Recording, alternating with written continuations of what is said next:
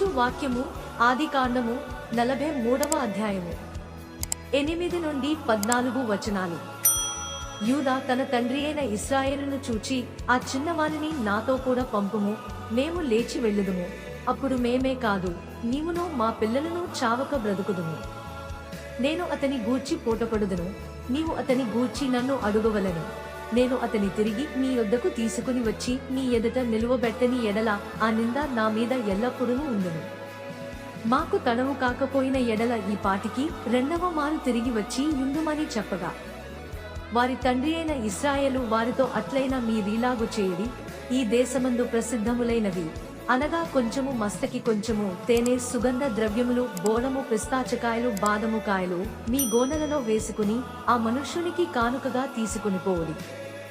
రెట్టింపు రూకలు మీరు తీసుకునుడి. మీ గోనెల మూతిలో ఉంచబడి తిరిగి వచ్చిన రూకలు కూడా చేతపట్టుకుని పోయి మరల ఇచ్చివేయుడి.